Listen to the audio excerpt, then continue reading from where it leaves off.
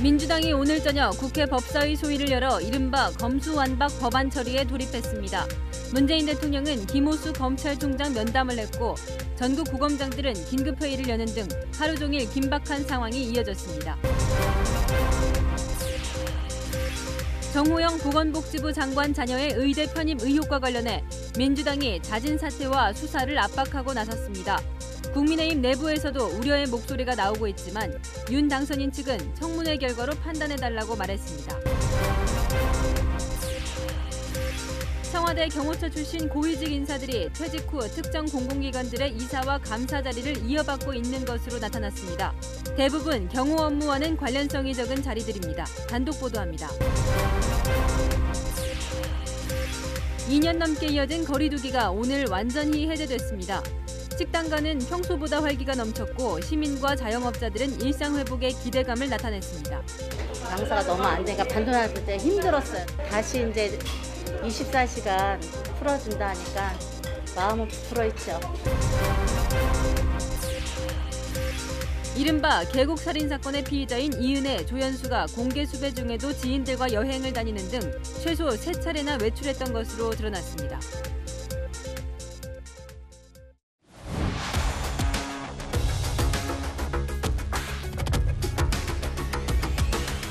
뉴스 시작합니다. 저는 동정민입니다. 지금 이 시각 청와대와 국회, 검찰 모두 긴장감으로 가득 차 있습니다.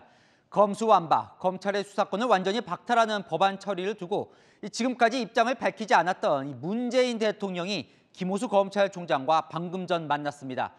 민주당은 법사위를 소집해 행동을 개시했고 이 검찰은 전국 고검장들에 모여 집단 사퇴 여부를 논의했습니다. 이게 다 오늘 오후에 벌어진 일인데요. 차례대로 현장 연결해서 알아보겠습니다. 청와대부터 가보겠습니다. 문재인 대통령은 검수완박을 막아달라는 이 김호수 검찰총장의 요청에 어떤 답을 내놓았을까요? 유준 기자 연결합니다. 자, 유 기자, 면담이 끝났습니까? 네, 문재인 대통령과 김호수 검찰총장의 면담은 오후 5시쯤부터 시작돼 1시간 넘게 진행됐습니다. 김호수 검찰총장은 조금 전 6시 20분쯤 청와대를 나와 곧바로 대검찰청으로 향했는데요. 예상보다 면담 시간이 길었습니다. 지난주만 하더라도 청와대는 김 총장의 면담 요청에 지금은 국회가 논의해야 할 입법의 시간이라며 사실상 거절했는데요. 민주당이 검수완박 법안을 발의하고 김호수 총장이 사표를 던지는 등 상황이 급박하게 돌아가자 문 대통령이 직접 나선 걸로 보입니다. 청와대 핵심 관계자는 임기가 보장된 검찰총장이 사표를 제출했기 때문에 반려한 것이라며 행정부 수반으로서 의견을 듣고자 오늘 면담하는 것이라고 설명했습니다. 네, 이 김호수 검찰총장은 만나서 막아달라고 이제 말을 했을 텐데요. 어떤 이야기들이 오갔을까요? 예, 아직까지 구체적인 대화 내용은 전해지지 않고 있는데요. 다만 김호수 검찰총장이 검수완박 법안 때문에 면담을 요청한 만큼 민주당이 강행 처리하지 않도록 문 대통령에게 중재 요청을 했을 것이란 전망이 나옵니다. 하지만 문 대통령이 검수완박에 대한 찬반 의견을 직접 밝히지는 않을 거라는 게 면담 전 청와대 설명이었는데요. 청와대 내부에선 문 대통령이 검찰과 민주당 모두에게 좀 더 대화를 나누며 노력을 하라는 메시지를 보냈을 거란 관측이 나옵니다. 또 검찰총장 임기가 법으로 정해져 있는 만큼 김 총장에게 임기를 지켜달라는 당부도 전했을 것으로 보입니다. 지금까지 청와대 춘추관에서 채널A 뉴스 유주은입니다. 네, 이번엔 지금 이 시각 법사위가 소집된 국회로 가보겠습니다. 박홍근 민주당 원내대표는 이번에 놓치면 기회가 없을 거라며 이 강경파인 최강욱 민영배 의원을 새로 배치한 채 법사위를 열었습니다. 국민의힘은 의원 대기령을 내려놓은 상태인데요. 일촉즉발 현장에 이다혜 기자 연결돼 있습니다. 자, 이 기자, 예고도 없이 민주당이 이 법안 심사 소위를 소집했어요. 네, 더불어민주당은 방금 전이죠. 저녁 7시 국회 법제사법위원회 법안 심사 소위를 소집해 놓은 상태입니다. 이른바 검수완박 법안에 대한 심사를 시작하는 건데요. 이 소위가 예고 없이 이렇게 저녁에 열리는 건 이례적입니다. 그만큼 법안 처리에 대한 의지가 강하다, 이렇게 볼 수 있을 것 같습니다. 국민의힘 의원들은 회의 과정을 공개하라며 반발했습니다. 개혁에 대한 부분은 때가 있다. 앞으로도 영영 이 기회가 오지 않을 거라고 하는 판단이 배어 있습니다. 국회법 절차를 지키지 아니한 채 마치 군사작전 하듯이 검수완박법 4월 임시국회 처리를 밀어붙이겠다는 심산입니다.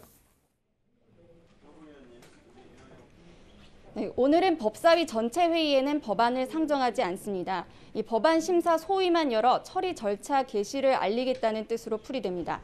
민주당은 앞서 1소위에 기존 송기현 의원을 강경파인 최강욱 의원으로 바꿨고 강경파인 민영배 의원을 새로 법사위에 배치시키기도 했습니다. 민주당은 이번 주 안에 법사위 전체 회의를 거쳐 이달 내 본회의에 상정한다는 방침인데요.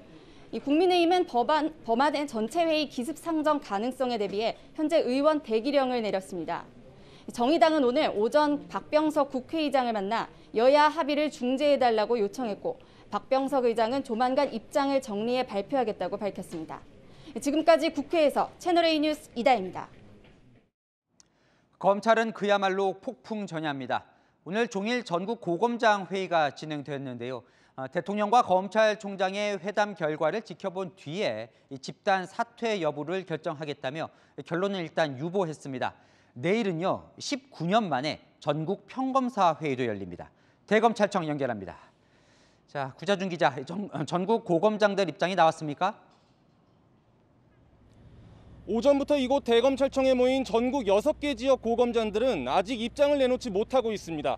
회의는 오후 4시쯤 일단락됐지만 문재인 대통령과 김호수 검찰총장의 면담 결과가 전해지지 않으면서 공식 입장을 보류하고 있는 상황입니다. 김호수 검찰총장에 이은 고검장들의 집단 사퇴 여부도 결정되지 않은 상황입니다. 일선 검찰청의 반발은 더욱 거세지고 있습니다. 어제 수도권 검찰청 사무국장들은 회의를 열고 검수완박에 반대하는 검찰 수사관들의 입장을 전달하기도 했습니다. 검찰에서 근무하는 수사관은 8,000명에 이릅니다. 내일은 각 검찰청 평검사 대표들이 한자리에 모이는 전국 평검사 회의가 예정돼 있습니다. 전국 단위의 평검사 회의는 참여정부 시절인 지난 2003년 이후 19년 만인데요. 당시에는 강금실 법무부 장관의 기수 파괴 인사에 반발하며 열렸습니다. 평검사들의 집단 반발은 문재인 정부 들어서만 이번이 3번째입니다. 검찰 내부에선 문재인 대통령과 박병석 국회의장에게 보낼 호소문도 작성되고 있습니다. 대체적으로 위헌적이고 국민 불편만 가중하는 법안 통과를 막아달라는 내용인데요. 문 대통령을 향해선 법조인의 한 사람으로서 개정법 조항을 읽어봐달라는 호소가 잇따르는 걸로 전해졌습니다. 내일 평검사 회의는 검찰 전체 집단 반발의 분수령이 될 것이라는 관측이 나옵니다. 지금까지 대검찰청에서 전해드렸습니다.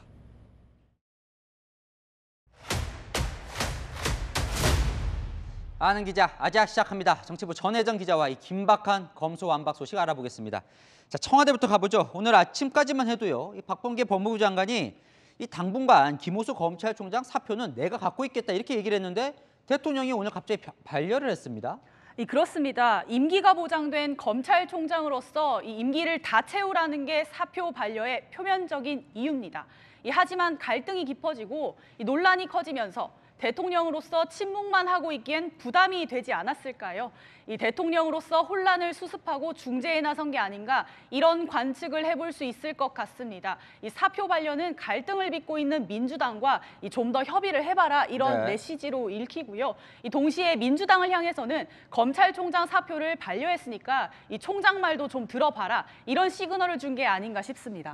사실 이제 그동안 대통령이 이 건에 대해서 이야기를 안 해와서 좀 이제 다들 입장이 궁금했는데 지금 말한 거에 따르면 이제 중재다 이렇게 해석을 했는데 시청자분도 대통령이 김호수 총장과 만나서 무슨 말을 할 건가 이게 궁금하다고 전해오셨어요. 네, 그간 문 대통령이 이 검수완박 법안 내용에 대해서 찬반 여부는 언급하지 않았습니다.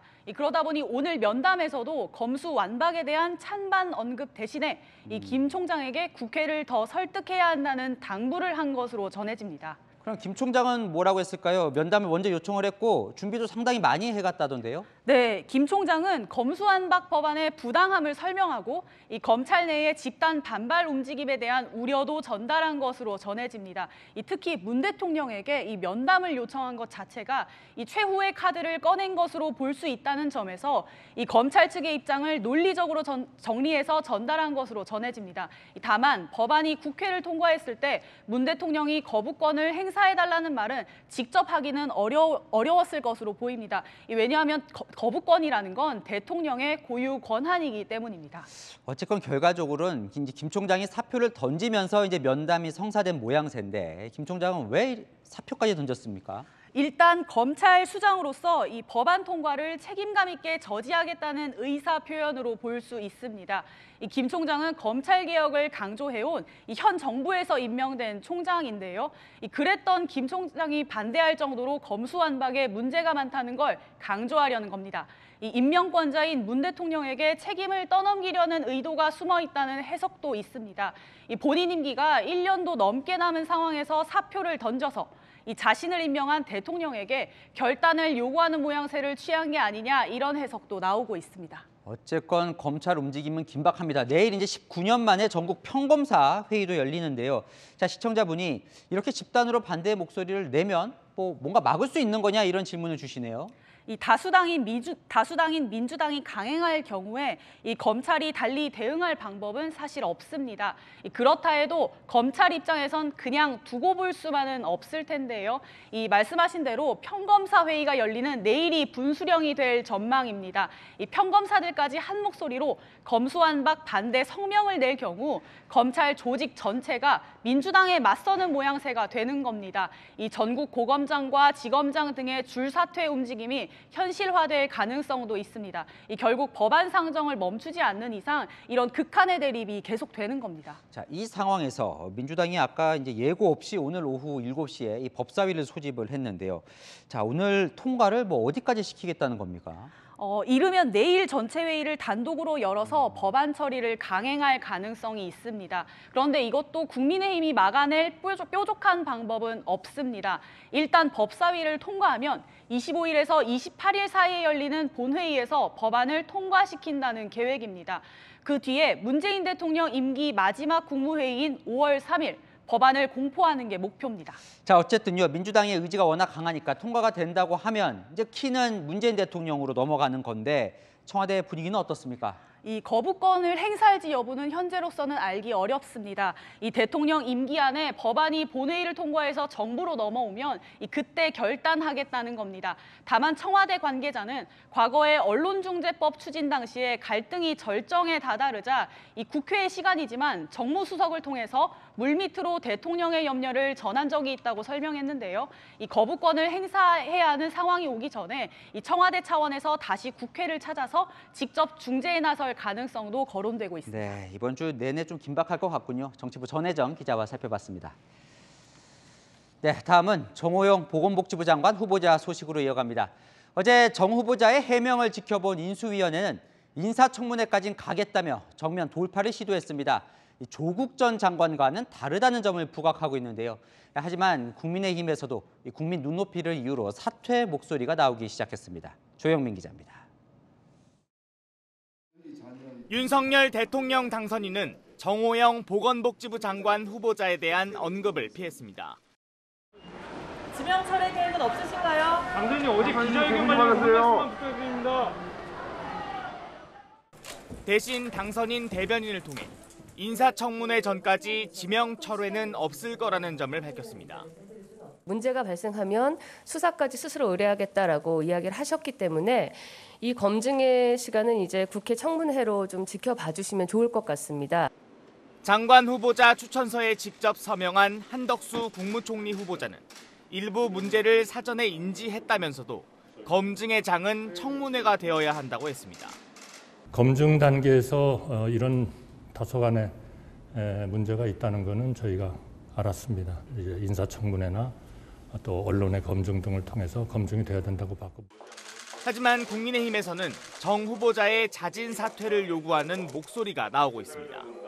어느 편에 서 있느냐에 따라 잣대를 달리해서는 안 된다는 점을 명심해야 합니다. 적극적인 위법 행위를 하진 않았더라도 자녀의 편입 과정과 정 후보자의 걸어온 길을 보면 국민의 일반적 눈높이에서 바라볼 때 쉽게 납득하기 힘든 게 현실입니다.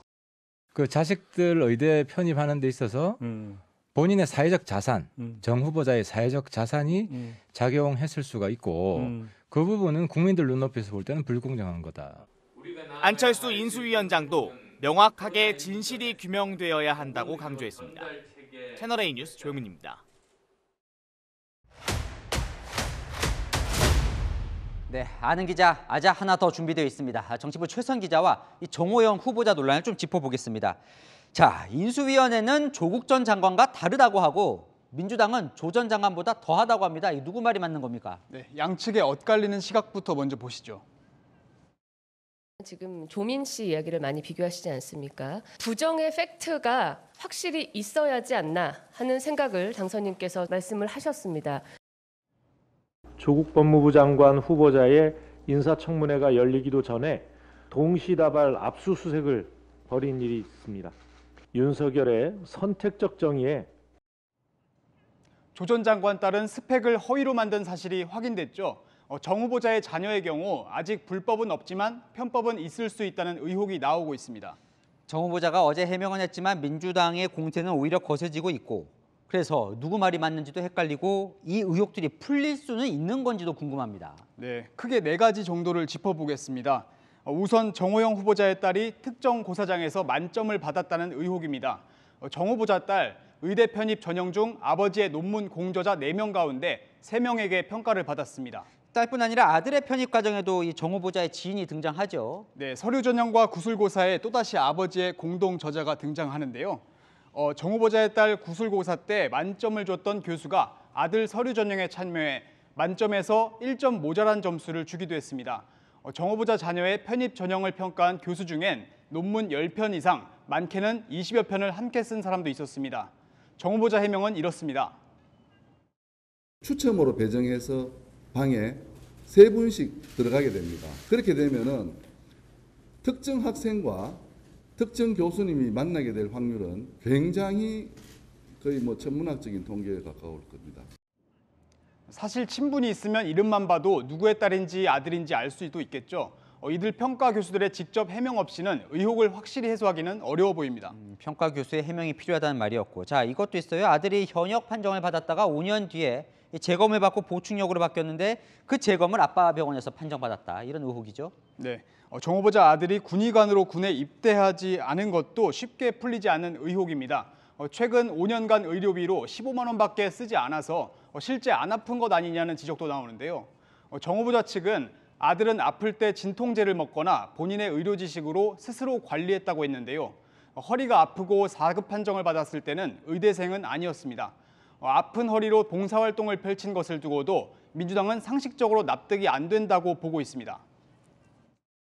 불과 몇 달 후에는 환자 이송과 같은 봉사활동을 또 했단 말이죠. 그러면 도대체 군대는 누가 가는 건가 하는 생각이 듭니다. 정 후보자 국회가 지정하는 의료기관에서 아들의 검사를 맡기겠다고 했는데요. 언제 이뤄질지 모르겠지만 그 결과가 주목됩니다. 여러모로 당선인 여론이 좀 부담스러울 것도 같은데 빨리 해결하지 않는 이유가 있습니까? 네, 먼저 불법은 없다는 자신감과요. 여기서 밀리면 다른 후보자 임명에도 악영향을 미칠 수 있다. 이런 판단이 있지 않을까 합니다. 한덕수 총리 인준을 두고 야당을 설득하기 위해서 정 후보자 사퇴를 협상 카드로 쓸 가능성도 있고요. 전략도 고려해야겠지만 가장 중요한 건 국민의 눈높이겠죠. 네, 잘 들었습니다. 정치부 최선 기자였습니다. 청와대 경호처 출신 고위 인사들이 퇴직을 한 다음에 공공기관 감사나 이사 자리를 이어받고 있는 것으로 확인됐습니다. 대부분 경호 업무와는 관련성이 떨어지는 자리입니다. 그런데 경호처는 전문성을 인정한 결과라고 해명합니다. 손영일 기자의 단독 보도입니다. 한국교통안전공단은 조만간 비상임 감사 모집 공고를 낼 예정입니다. 공개 모집 형식이지만 공단 내부에서는 청와대 경호처 출신 인사가 선임될 거란 얘기가 나옵니다. 지난 7일 임기가 끝난 비상임 감사는 경호처 경호통신부장 출신이고 전임 감사 역시 경호실 기획관리실 부장을 지내는 등 지난 5년간 경호처 출신 인사들이 비상임 감사 자리를 도맡아왔기 때문입니다. 채널A가 공공기관 공시 현황을 확인한 결과 한국교통안전공단을 비롯해 5개 공공기관에서 경호처 출신 고위 인사들이 퇴직 후 이사, 감사 등 주요 보직을 이어받은 것으로 확인됐습니다. 해양환경공단의 비상임 이사는 경호처 경호부장 출신인데 그 전임 역시 경호실 기획관리실 부장을 지냈습니다. 한국승강기 안전공단의 경우 최근 5년간 경호처 지원본부장, 관리관, 통신운영본부장 출신이 연이어 상임감사를 맡았습니다. 공공기관 상임이사나 감사의 경우 평균 1억 원이 넘는 연봉을 받으며 비상임이사나 감사도 활동비 명목으로 매년 수천만 원을 받습니다. 문제는 이들 기관의 고유 업무가 경호와는 무관하다는 점입니다. 전문성하고 아무 상관없이 그렇게 가고 있는 게 현실이니까 잘못된 건 분명한데 일종의 먹이사슬이라고 그래야 되나? 국민 세금 이런 거하고 아무 상관없이 일자리를 보장받는 거죠. 경호처는 해당 공공기관이 개인 자격으로 직위 공모에 응모한 경호처 퇴직 공무원의 해당 분야 전문성과 현장 경험 등을 인정해 절차에 따라 선발한 것으로 알고 있다고 해명했습니다. 채널A 뉴스 손영일입니다. 임원으로 경호처 출신들을 계속 받아야 하는 공공기관의 직원들 반응은 어떨까요? 경호처 출신들의 비전문성을 문제 삼으며 반발하거나 청와대에 항의하기도 했습니다. 이어서 박지혜 기자입니다. 한국교통안전공단 상임이사 자리는 주로 내부 승진자나 국토교통부 출신이 맡아왔었는데 10년 전 경호처 출신이 공개 모집을 통해 임명됐습니다. 2013년 1월부터 3년간 경호처 핵안보 경호안전기획조정실장 출신이 근무했고 뒤를 이어 2016년 4월부터 경호실 감사관 출신이 2년간 재직했습니다. 상임이사는 1억 원이 넘는 연봉을 받고 공단 주요 경영 결정에 참여하는 핵심 자리입니다. 공단 노조 관계자는 교통 전문성과 무관한 인사가 중요한 자리에 내려와 반대 투쟁을 벌였다며 직원들 서명을 받아 청와대에 항의의 뜻을 전달하기도 했다고 전했습니다. 논란이 커지자 2018년 4월 경호처 출신 상임이사 임기가 끝난 뒤 더 이상 경호처 퇴직자들이 상임이사로 선임되지 않았습니다. 대신 비상임 감사 자리에 경호처 출신들이 공개 모집을 통해 임명되기 시작했습니다. 공단 한 직원은 비상임 감사는 거의 낙하산이라며 업무와 관련이 없고 공단 현황도 잘 알지 못한다고 비판했습니다. 공단 비상임 감사는 경영진을 견제하며 2,400만 원 활동비를 받지만 감사 선발 시 전문적인 자격 요건을 크게 요구하지 않고 있습니다. 그런 요건은 지금 없습니다. 그런 자격 요건이 있어서 만약에 그게 채워지지 않으면 이제 못 모시는 거였는데 비상임 감사는 그런 요건은 없다고 좀 이렇게 지금 알고 있습니다. 경호처는 일부에서 지적하는 낙하산 대물림과 전혀 무관한 사안이라고 해명했습니다. 채널A 뉴스 박재입니다. 이번 대선 사전투표에서 이른바 소쿠리 투표함 사태가 일어난 것에 대해 중앙선거관리위원회가 자체 조사 결과를 발표했습니다. 총체적 잘못이었다며 두루뭉술한 결론을 내렸고 노정희 선거관리위원장을 비롯해 책임지는 사람은 한 명도 없었습니다. 정한희 기자입니다. 지난 대선 사전투표에서 소쿠리 투표함 비판을 받았던 중앙선거관리위원회가 혁신 TF 가동 약 한 달 만에 자체 조사 결과를 내놨습니다. 사전투표 수요와 소요 시간 예측이 부실했고 방역당국 협의 등으로 사전투표 대책이 뒤늦게 보고돼 준비가 미흡했다고 밝혔습니다. 또 지방 공무원들이 선거 업무를 기피해 인력도 부족했다고 했습니다. 지난달 21일 TF를 가동하면서 사전투표 파문 책임 소재를 가리겠다고 했지만 결국 명확한 책임 소재 없이 원론적 수준의 평가만 한 셈입니다. 중앙선관위의 위원장 자체가 아직까지 본인의 책임에 대해서 책임을 지는 모습을 보이지 않고 있잖아요. 감사원 감사를 통해서 책임 소재를 분명하게 가려야 할 뿐만 아니라 사전투표 당일 출근하지 않아 책임 논란이 불거진 노정희 선관위원장의 거취 문제는 다뤄지지 않았습니다. 선관위는 재발 방지를 위해 혼잡 사전투표소를 안내하는 앱을 개발하고 중앙선관위 직원 10%를 지역으로 보내겠다고 밝혔습니다. 채널A 뉴스 정한입니다. 병사 월급 200만 원은 윤석열 당선인의 한 줄 공약이었죠. 현재 논의 중인 국정과제에 포함돼서 내년 예산에 반영되는 방안이 추진 중입니다. 이렇게 되면 내년부터 지급이 가능합니다. 이현수 기자의 단독 보도입니다. 윤석열 대통령 당선인은 후보 시절 SNS에 병사 월급 200만 원이란 한 줄 공약을 올렸습니다. 이런 위중한 안보 현실을 감안했을 때에도 우리가 이 청년들에게 사회 다른 영역에서와 똑같은 최저임금 보장을 한다는 것이, 그걸 하지 않는다는 것이 저는 지금 우리나라의 여러 현실에 비추어서 공정과 상식에 맞지 않는다.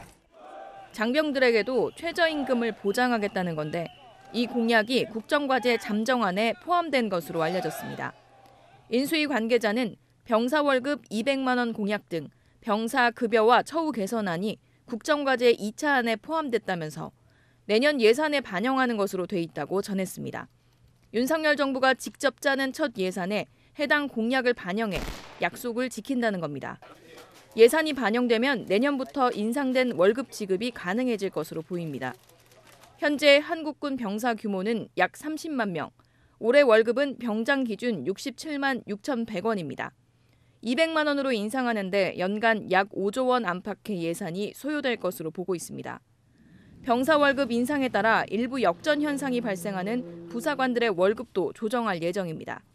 인수위 관계자는 구체적인 예산 규모는 취임 후 협의하게 될 것이라면서 기획재정부가 난색을 표하고 있지만 당선인 의지가 강해 반영될 것으로 보인다고 전했습니다. 인수위는 잠정 확정된 국정과제를 윤 당선인에게 보고한 후 다음 달 2일 최종 확정합니다.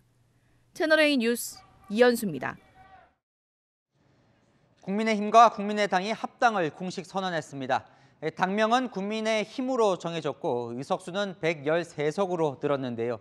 안철수 인수위원장은 인수위를 마치면 곧바로 이 당으로 복귀할 예정입니다. 이민찬 기자입니다. 국민의힘과 국민의당이 합당을 공식 선언했습니다.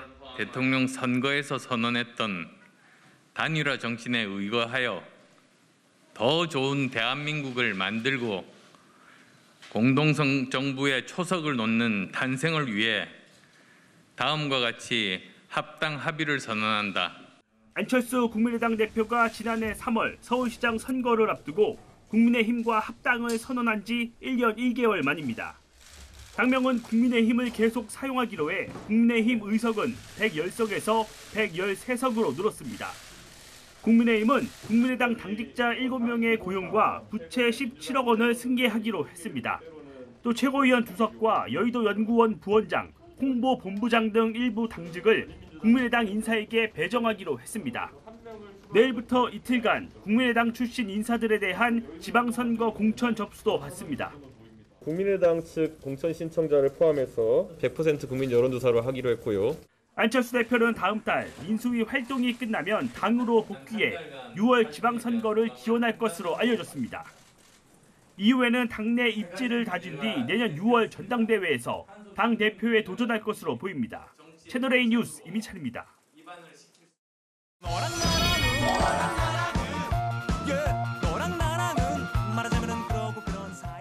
여랑야랑 정치부 김민지 기자와 함께합니다. 첫 번째 주제 보겠습니다. 김진태 전 의원인데요. 강원지사 공천에서 배제된 뒤에 이 단식 농성 중이었는데 네. 빠른 듯 안 빠른 게 뭘까요? 사과입니다. 말씀하신 대로요. 김 전 의원은 국민의힘 공천관리위원회가 강원지사 후보로 황상무 전 앵커를 단수 공천하겠다고 발표한 뒤부터 단식 농성 중에 있는데요. 오늘 공관위의 한마디에 바로 사과를 내놨습니다. 김진태 후보가 진솔한 대국민 사과를 한다면 저는 정말 이 5.18 문제에서만큼은 우리 우파가 결코 물러서는 안 된다고 생각합니다. 이 5.18 문제만 나오면 다 꼬리를 내립니다. 다시 논의해 볼 수도 있겠다 하는 일부 공관위원들의 말씀이 있었고요. 앞으로 다시는 5.18 민주화운동의 본질을 훼손하는 어떠한 행동도 하지 않겠다고 약속드립니다. 심심한 사과의 말씀을 올립니다.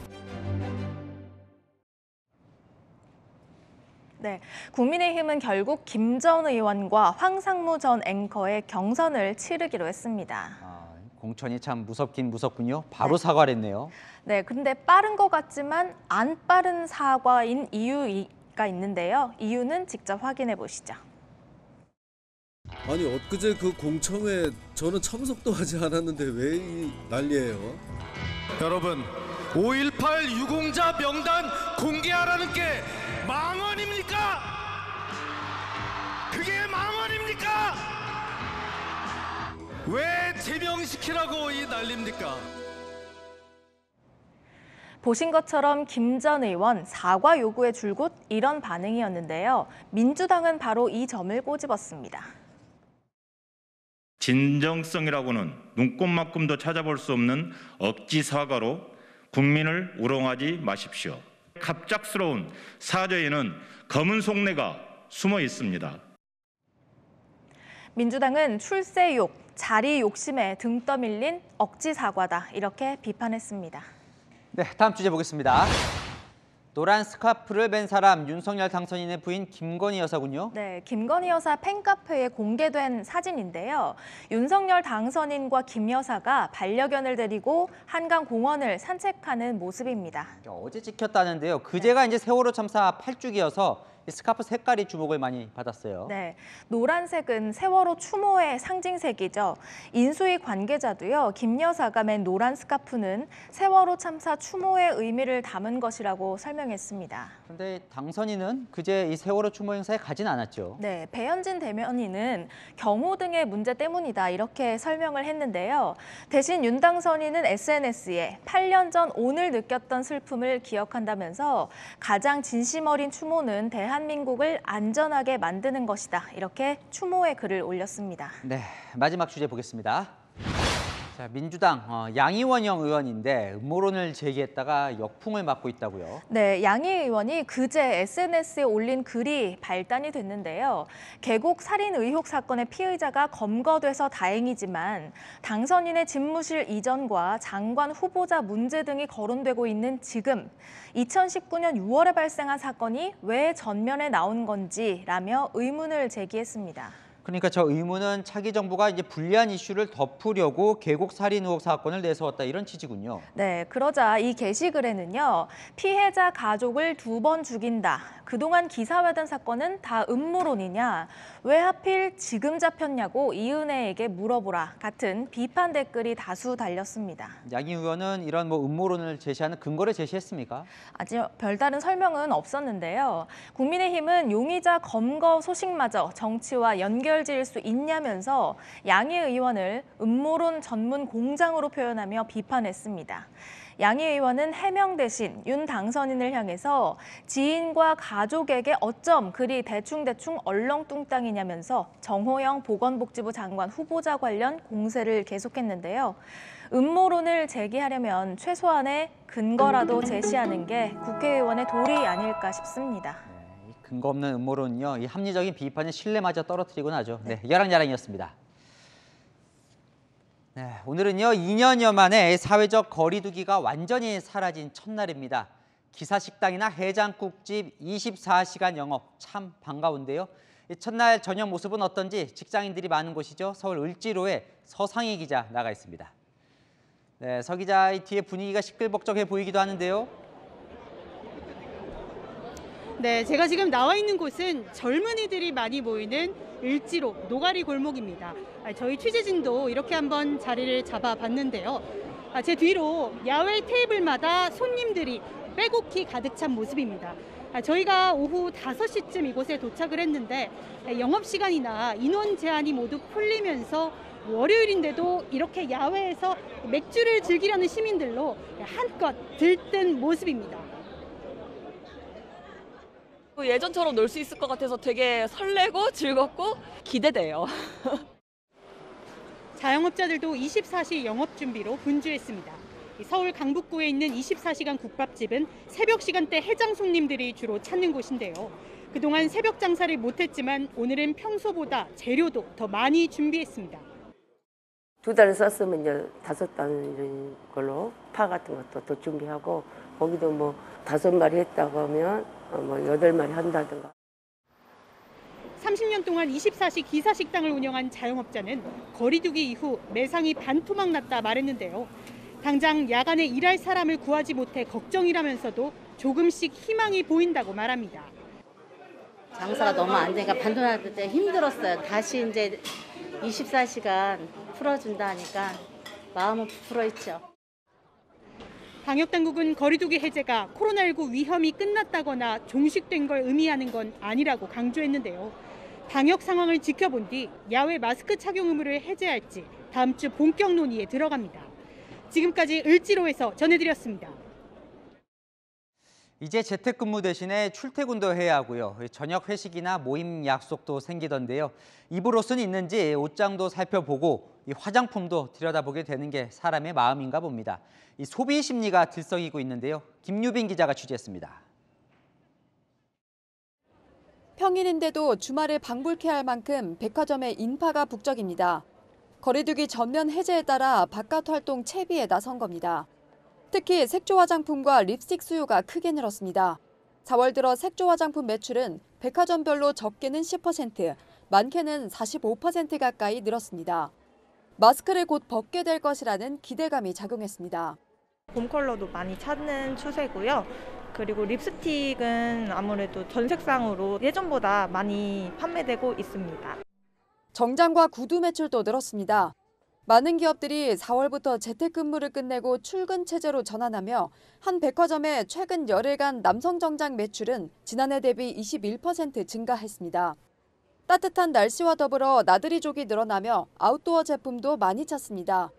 이번 달 기준 백화점 아웃도어 매출은 지난해 대비 45% 가까이 신장했습니다.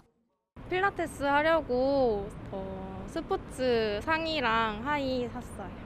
이제 좀 몸을 가꿀 수 있을 것 같아서 기분이 좋고.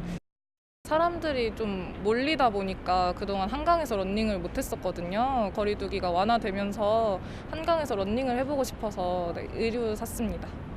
경제활동이 다시 시작될 것이라는 기대감에 백화점뿐 아니라 대형마트 등 유통업계 전반에 모처럼 활기가 돋고 있습니다. 채널A 뉴스 김유빈입니다. 코로나로 막혔던 해외여행도 한번 고려해볼까 하시는 분들 많으시던데요. 뜻하지 않은 고유가로 인한 역대 최고의 유류 할증료가 발목을 잡게 생겼습니다. 안건우 기자입니다. 경납고에서 나온 장거리용 보잉 747 항공기. 물을 뿌려주자 쌓였던 먼지가 깨끗이 씻겨나갑니다. 세척을 위해 9층 건물 높이까지 올라가는 작업대와 중대형 리프트카와 물탱크 차량도 석 대씩 투입됐습니다. 코로나19의 묵은 때를 벗어내고 설레는 해외여행을 떠나는 고객님들에게 최상의 서비스를 제공함과 동시에 탄소 배출 저감에도 앞장설 예정입니다. 항공기들은 손님 맞을 채비를 마쳤지만 고유가 여파로 양대 항공사의 5월 국제선 유류 할증료는 최고 수준인 17단계로 올라섰습니다. 14단계인 이번 달 유류 할증료는 편도 2만 원에서 21만 원대인데 다음 달엔 17단계가 적용돼 3만 원에서 25만 원대로 훌쩍 뜁니다. 이달 대한항공을 타고 뉴욕에 갔다면 유류 할증료로 21만 원을 내지만 다음 달엔 25만 원 넘게 내야 합니다. 아시아나도 5월 최대 19만 7,900원의 유류 할증료를 부과합니다. 관세라든지 한시적으로 좀 완화를 해준다면은 소비자 입장에서도 당연히 유류 할증료에 대한 인하로 인해서 부담도 또 낮아질 수 있고 항공사들에게는 부담을 덜 수 있지 않을까 생각을 해봅니다. 해외여행 수요가 늘고 있지만 항공권 가격과 유류 할증료가 치솟으며 소비자들의 부담은 가중될 전망입니다. 채널A 뉴스 안건우입니다. 네, 체포된 이은혜와 조현수, 공개 수배 중에는 어떻게 생활하고 있었을까요? 버젓이 외출하고 지인들과 여행까지 했습니다. 조현진 기자가 보도합니다. 이은혜와 조현수가 지난해 2월부터 10개월간 함께 살았던 인천의 한 빌라. 집 앞엔 뭔가 늘 쌓여 있었다고 이웃들은 기억합니다. 야, 어디서 이렇게 선물이 많이 오더라고. 다 가져와요. 이렇게 이은혜가 수완이 좋은가 봐. 어디에서 공짜로 그렇게 많이 오더라고. 이은혜가 버리고 간 차 뒷자리엔 여행용 가방과 인형들이 그대로 남아 있습니다. 이은혜는 지난해 12월 검찰에 한 차례 불려갔다 온 뒤 곧바로 잠적했습니다. 그제 검거된 경기도 삼송의 오피스텔에 지난 2월 입주했다는 점에서 2달간의 행적은 아직 묘연합니다. 조력자를 의심해 볼 수 있습니다. 이은혜는 이 오피스텔에 월 100만 원을 내기로 하고 들어갔습니다. 주로 배달 음식을 시켜 먹었고 대포폰과 텔레그램을 사용하며 검찰과 경찰의 추적을 피해왔습니다. 하지만 바깥 출입에 꼬리를 잡혔습니다. 지인 2명과 공개수배 전한 나흘 뒤인 이달 초 1박 2일 일정으로 경기도 외곽으로 여행을 다녀온 사실이 포착된 겁니다. 숙박업소 예약과 결제는 다른 사람의 신용카드로 했습니다. 경찰은 여행을 함께 다녀온 지인을 조사했고 이은혜 오피스텔 위치를 특정했습니다. 지인이라는 사람이 얘네들이 있는 오피스텔을 경찰에 알려줘가지고 오피스텔을 범위를 좁히게 됐다. 이은혜와 조연수는 편의점에서 먹을거리를 구입하는 등 최소 3번 이상 외출도 했습니다. 검찰은 여행을 함께 다녀온 지인도 조만간 소환 조사할 예정입니다. 일단은 보험 설계사 없이는 하기 어려운 범죄고 보고 독도 일반인들이 식당가에서 구할 수 있는 물질이 아니고 여행을 혹시 함께 간 사람들의 어떤 그 여죄와 연관된 개입이 있었는지. 이은혜 조연수는 변호인도 선임하지 않은 채 진술 거부권을 행사하고 있습니다. 검찰은 이들에게 구속영장을 청구했습니다. 채널A 뉴스 조현진입니다. 부산의 원룸에서 부탄가스가 폭발했습니다. 원룸에 살던 남성이 다치고 불이 나서 주민들이 대피했는데요. 부탄가스를 흡입하며 담배를 피우다 사고가 난 것으로 보입니다. 배영진 기자입니다.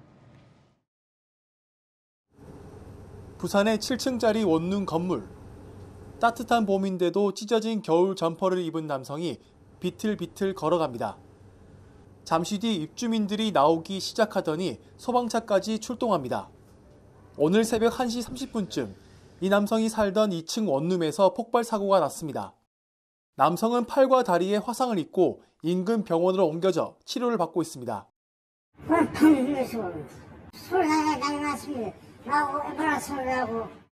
원룸 일부가 부서지고 주차된 차량 3대가 파손되는 등 4천만 원 정도의 재산 피해가 발생했습니다.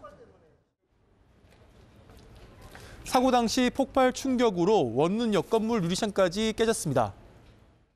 폭발은 화재로 이어져 입주민 25명이 긴급 대피했고 6명이 연기를 마셔 병원에서 치료받았습니다. 소방당국은 남성이 부탄가스를 흡입하고 담배를 피우다 불이 난 걸로 보고 있습니다. 부탄가스 이 사람이 흡입하던 중에 담배 불을 붙이는 과정에서 화재가 발생된 것으로 추정되거든요. 경찰은 남성이 치료가 끝나는 대로 정확한 화재 원인을 조사할 계획입니다. 채널A 뉴스 배영진입니다. 전기차와 함께 전기 오토바이나 킥보드의 보급도 빨라지고 있습니다. 정부에서 배터리 재활용을 관리하는 전기차와 달리 이륜차의 배터리 처리는 사실상 무방비입니다. 현장 카메라 정다은 기자입니다. 출퇴근이나 배달용으로 전기 이륜차 사는 분들 늘고 있죠. 소음공해나 대기 오염을 줄이려고 정부가 보조금을 준 영향도 큰데요. 그런데 전기 이륜차에 들어갔던 이 폐배터리가 골칫거리가 되고 있습니다. 그 이유 현장에서 확인해 보겠습니다.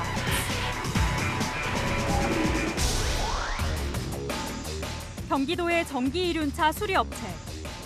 오토바이와 킥보드 배터리를 교체하면서 폐배터리 팩이 매일 최소 5개씩 나옵니다.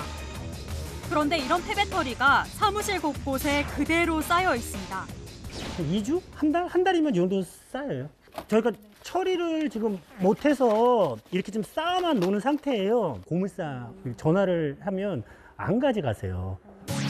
전기 오토바이나 킥보드와 달리 전기차 폐배터리는 정부에서 수거합니다. 올해부터 운영을 시작한 거점 수거센터에 보관하다가 연구나 재활용 목적으로 민간에 매각하는 겁니다. 배터리 생산 원료로도 재활용됩니다. 팥에 분쇄를 합니다. 그래가지고 이제 안에 들어있는 코발트라든가 니켈, 망간 등을 이제 추출해서 다시 배터리를 생산하는데 원료로 사용하고 있습니다. 전기 오토바이나 킥보드 배터리의 처리 방식은 전기차와 왜 다른 걸까? 폐차와 재활용 체계가 연계돼 있는데 현행법상 전기 오토바이와 킥보드가 폐차 처리 규정에서 빠져 있기 때문입니다. 개정안이 통과가 되면 이 킥보드나 전기 오토바이도 이제 폐차장으로 가게 되고 현행 그 4륜차 재활용 체계처럼 같은 체계로 재활용하게끔. 지금은 폐배터리를 업체에서 자율적으로 처리하는데 무단 폐기될 경우 중금속 성분 때문에 환경 오염 우려가 나옵니다. 빨리 일단 수거만 하더라도 환경 오염이라든가 화재 위험이라든가 이런 거는 많이 줄일 수 있지 않을까 이런 생각이 좀 드네요. 처치곤란해 종량제 쓰레기 봉투에 넣어 버리는 사례도 종종 있다는 게 업계 관계자들의 이야기입니다. 지난해 말까지 보조금이 지급된 전기 오토바이는 4만 8천여 대.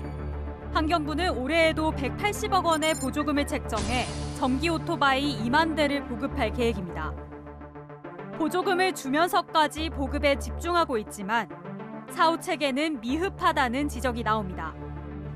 폐배터리를 재활용할 방법은 다양합니다. 전기차보다 배터리 용량은 적지만 휴대전화나 손전등 충전용으로 재활용할 수 있습니다. 재활용하는 단계까지 가야 되는데 그런 부분들은 아직까지 좀 미흡하고 또 법과 제도, 시행령, 시행규칙도 아직은 안 돼 있어서 2, 3년 정도 더 기다려야 된다는 거. 친환경 취지에 맞게 폐배터리 재활용 체계의 점검이 필요하다는 지적입니다. 현장 카메라 정다은입니다. 러시아 흑해 함대의 상징인 순양함 모스크바함이 며칠 전 침몰했습니다. 침몰 이유는 정확히 밝히지 않는 러시아군이 대신 우크라이나에 대한 맹폭에 돌입했습니다. 또 테슬라 CEO 일론 머스크도 함께 겨냥하고 있는데 그 이유를 권갑구 기자가 보도합니다. 대형 함정이 검은 연기를 내뿜으며 침몰하는 사진 한 장이 공개됐습니다. 외신들은 최근 흑해에서 침몰한 러시아 미사일 순양함 모스크바함으로 추정했습니다. 우크라이나는 자신들이 미사일로 격침했다고 주장하지만 러시아군은 화재 사고라고만 밝히고 있는 상황. 최소 40명이 숨졌다는 외신 보도에도 묵묵부답입니다. 제2차 세계대전 이후 러시아군의 최대 손실이라는 분석과 함께 흑해 함대의 자존심이 침몰했다는 말도 나옵니다. В общем-то, символом, это символ нашей мощи, нашей надежды, возрождения флота в 90-е годы. 러시아군은 대신 모스크바함 침몰 직후부터 우크라이나 수도 키이우와 동부 하르키우 등에 폭격을 강화했습니다. 남부 요충지 마리우폴에는 항복하라며 최후 통첩을 보냈습니다.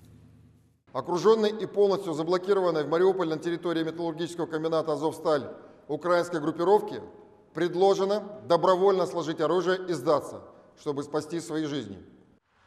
러시아 정부는 지원 세력에 대한 보복 조치도 예고했습니다.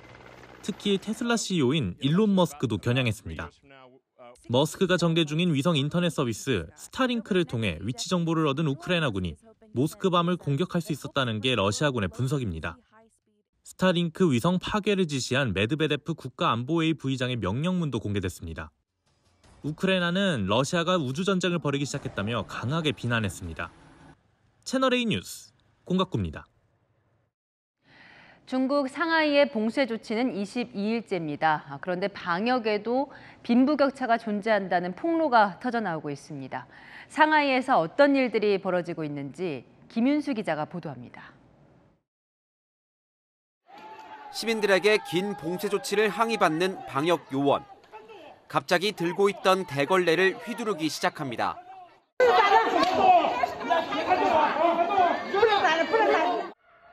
아파트 전체가 봉쇄된 단지에선 한밤중 터져나온 울음소리들이 메아리치듯 울려 퍼집니다. 你都不晓得这个状态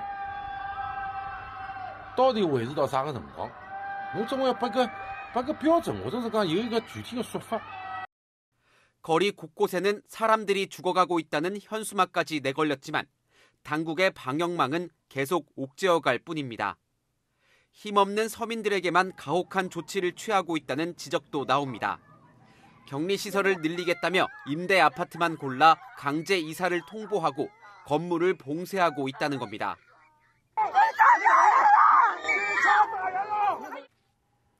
반면 일부 부유층은 전면 봉쇄라는 방역 수칙을 어기고 상하이를 탈출한 것으로 전해져 논란이 일고 있습니다. 중국 최대 전자상거래 업체 알리바바의 한 임원이 격리 중 상하이를 떠나 미국에 도착한 것으로 확인되면서 상류층 인맥을 활용해 상하이를 빠져나갔다는 비판이 쏟아지고 있습니다. 인내심이 한계에 달한 시민들 입에선 금기어가 서슴없이 튀어나올 정도입니다. 일각에선 봉쇄 장기화에 따른 민심 이반과 경제 리스크가 공산당 지배체제의 변수로 부상했다는 분석도 나옵니다. 특히 제로 코로나를 치적으로 삼으려던 시진핑 주석의 3연임에도 걸림돌이 될 수 있다는 관측이 나옵니다. 채널A 뉴스 김윤수입니다.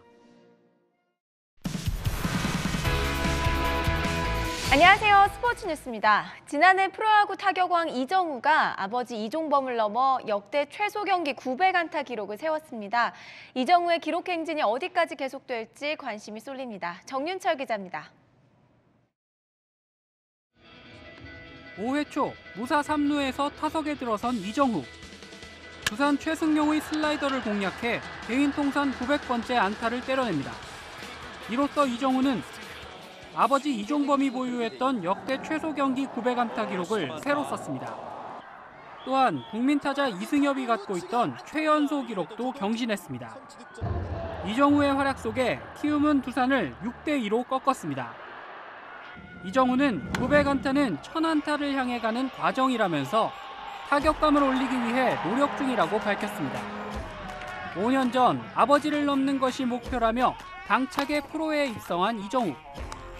지금까지는 이종범의 아들로 살아왔는데 이제는 제가 열심히 해가지고 이정우의 아버지 이종범을 불릴 수 있게 열심히 하겠습니다. 지난해 타격왕에 오르며 국내 최고의 교타자로 성장한 이정우가 1000안타 때도 아버지를 넘어설지 관심이 쏠립니다. 역대 최소 경기와 최연소 1000안타 기록도 이종범과 이승엽이 각각 보유하고 있습니다. 채널A 뉴스 정윤철입니다. 봄 산책 즐기기 좋은 하루였죠. 내일도 아침, 저녁엔 쌀쌀하지만 낮엔 완연한 봄 날씨가 이어지겠는데요.